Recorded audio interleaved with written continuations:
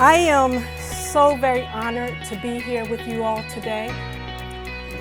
I'd like to start by reading an excerpt from my book, Don't Look at the Monster. I stood next to Anthony, same height and age, all small hands grasping the cloth edges of the casket. We were just 5 years old. Would you like to see your daddy? The man's voice was kind as he lifted us up at the same time and tilted us into the casket. I cried. I knew something was terribly wrong with the way Ma stood closely behind, 2-year-old Angie clinging to her black dress, Roy Jr. and Eileen by her side. I don't remember him much, just the way he played with us kids, always in his dark blue khaki uniform, the smell of sweat and hard work pulsing from his pores. His laugh was so robust and raw. I knew he adored his family. Then why, I often heard my small mind wondering, why was Ma always crying? Why the ugly scars on her face, the knife wound on her leg? Why his voice, like music to my small ears, was sometimes suddenly so bitter? It was March 1973, the day so many conflicting emotions floated through my delicate heart. But I knew one thing for sure. Daddy wasn't coming home no more, and Ma, though now faced with raising 5 kids on her own, would never have to try to cry that way again. You know, Arthur Ambrose Redmoon once said, "Courage is not the absence of fear, but rather the judgment that something else is more important than fear." Who knew that more than 35 years later, that 5-year-old little girl would have to confront her something else and find her courage, a courage that would ultimately change her life? I remember it so vividly as though it were only yesterday. It was August 25th, 2007. The phone rang. I heard my daughter's voice on the other end, and I froze. I hardly remember the drive from Washington, D.C. to Philadelphia. Just remember sitting there across from my daughter, listening to her tell me how he'd beaten her and strangled her, and how, as she was blacking out, she heard their 6-month-old baby girl named Promise screaming next to her, who lay right beside her. I closed my eyes and my heart broke, I swear, in tiny little pieces. No, not again, not now, Promise. You see, this was not just the beginning. I had just published Color Me Butterfly, had spent years writing about what happened to the 4 generations of women in my family. I had to relive my grandmother's story, my mother's story, my daughter's story, about how my grandfather viciously abused my grandmother and her 8 children, how he even once forced their 3-year-old son to eat a dead rat. And the time my mother lay in a hospital bed with stitches from the top of her chest down to her navel, and now told to kiss her 5 babies goodbye because my father had beaten her so badly, he burst both her lungs. The day my boyfriend kicked me in my 8th-month pregnant belly and spit on me, the first time my daughter was almost killed. And now here was little Promise, not Promise. That night I hardly slept. I just kept thinking about all the things I had done to try to help my daughter. The countless calls to the police, the restraining orders. I had to move her 3 different times to 3 different states. And now all I could think about was that I needed somebody to help me and my family. So the next morning, after I got my daughter and Promise to safety, I wrote a letter to the only person in the world that I thought could help me. And that letter started with, "Dear Oprah." I told Oprah everything. about the 4 generations of women in my family that had suffered and survived over 60 plus years of domestic violence, about how this was the second time my daughter's boyfriend had tried to kill her, and that I lived daily in fear that no mother ever wants to receive that fatal phone call. And then I said something to Oprah that would ultimately change the course of my life. In so many words, I said, Oprah, if you cannot help me save my daughter, please, Oprah, help me save Promise. But deep down inside, I knew it wasn't Oprah that needed to save Promise. I needed to do something. So what did I do? I took everything I owned and I launched Saving Promise, a national domestic violence prevention organization to raise awareness and to prevent little girls like Promise from ever again having to lay on that bed screaming. I was not only going to save my sweet little brown baby, but other little Promises and their mommies and daddies too.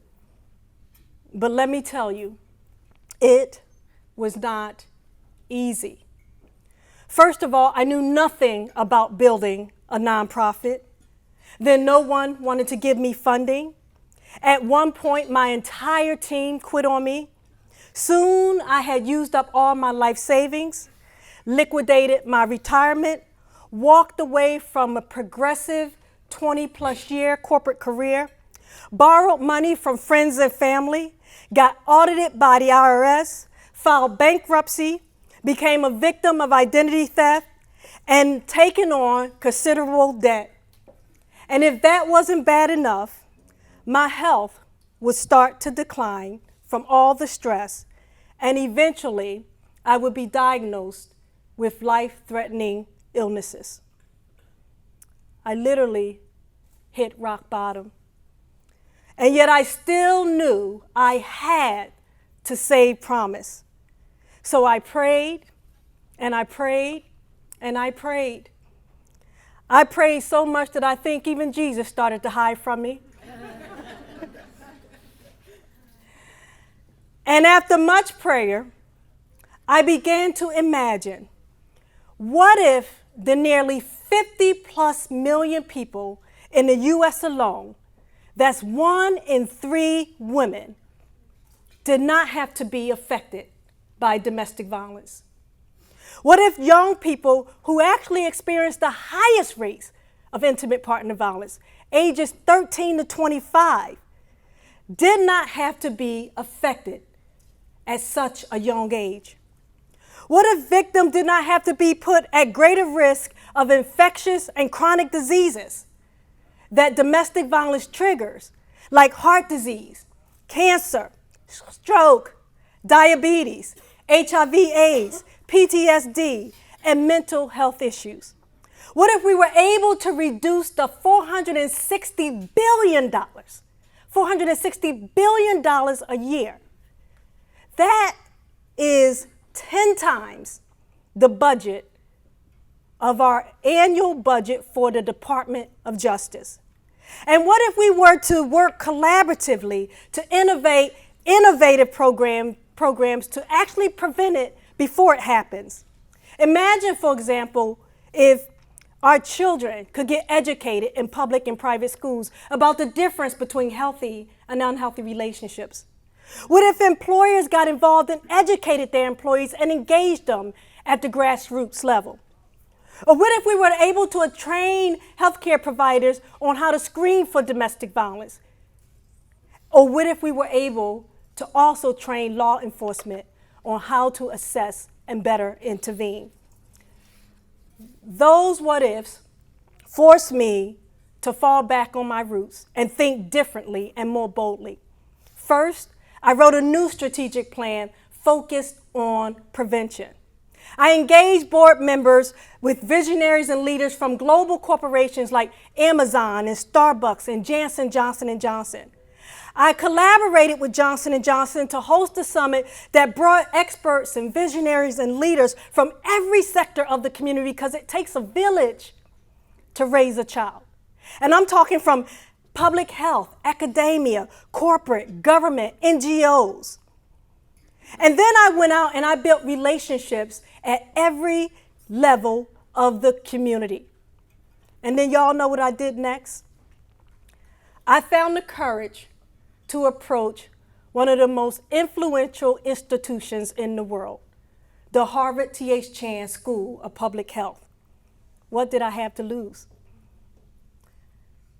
And nearly a year later, after countless brainstorms, countless meetings, countless negotiations, Harvard said yes.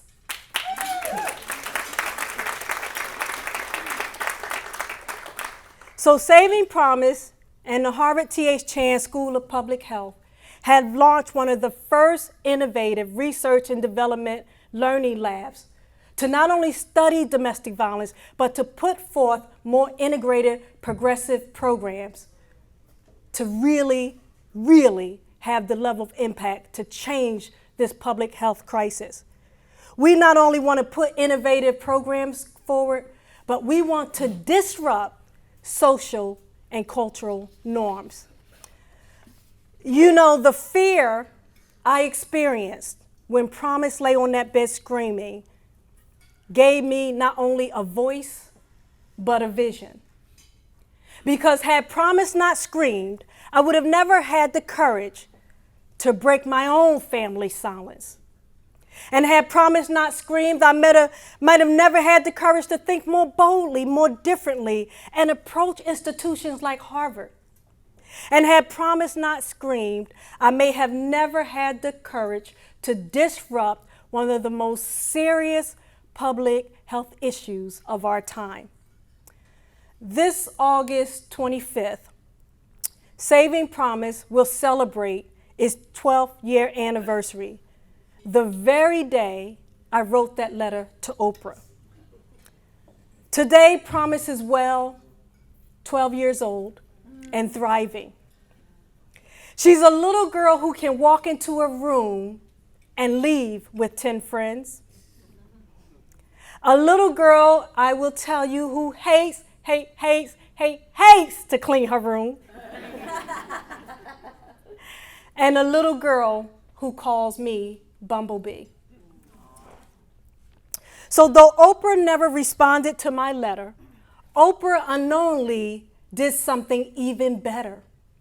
She gave me a gift, the courage to find my own voice and to follow my own heart and dreams, to save Promise. And in honor of that gift and our 12th year anniversary, this October, during National Domestic Violence Awareness Month, Saving Promise is launching a groundbreaking initiative entitled Friends of Promise. This campaign is to actually ask the grassroots community, particularly women, to become educated, engaged, and empowered to help us prevent domestic violence.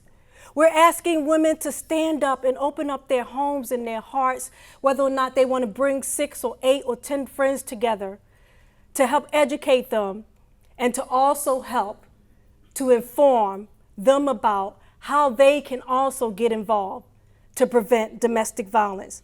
Whether or not you want to host a coffee or a brunch or lunch and learn at your office or within your workplace, it requires each one of us in our own individuality, in our own families and communities, to prevent this global public health crisis. So I am challenging the sterling women, I'm challenging you women to be part of the Promise for Change.